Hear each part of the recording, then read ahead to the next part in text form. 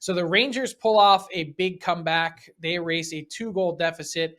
Even bigger for the comeback Cats in game 5 on home ice for them. The Florida Panthers erasing a 3-0 hole against the Washington Capitals.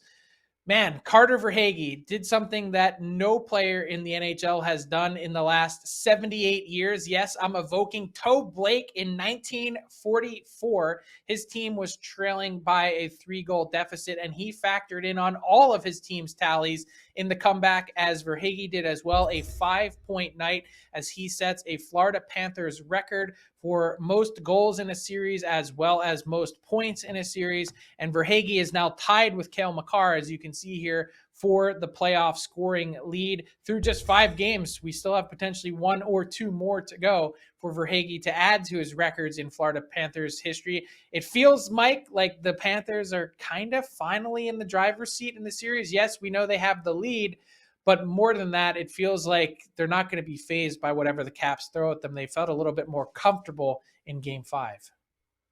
That's been Florida all season long. And they've come back from 3-0 deficits, I think 6 times this year, which is unfathomable.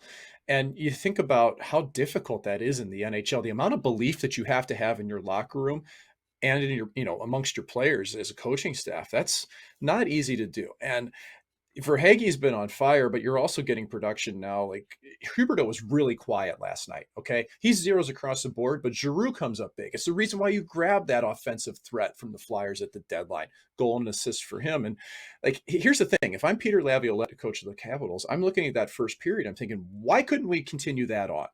Why couldn't we be three goals ahead and play the full 60? Well, because Florida has weapons. And if you don't play tight on Florida, and you feed their transition like Washington did, you're in trouble, no matter how hard you check. Because Washington, despite the score, has managed to play to their identity of being big and heavy when they need to be. But they can't keep up with the skating of Florida when things go sideways. And you see it. I mean, Verhaeghe had 5 points in a bunch of different ways with different players, Frank. That speaks to the versatility of what the Panthers can do.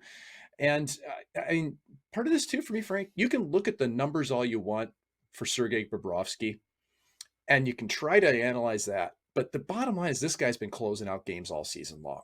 Okay. 39-7-3. You don't do that unless you have that pedigree. And I thought he was really good in the third last night. So it's going to be a challenge for Washington. I think Florida has definitely hit their stride here, especially once they figured out after that first period. We got to play fast. We got to play our game. We're not counterpunching anymore. It's time to go.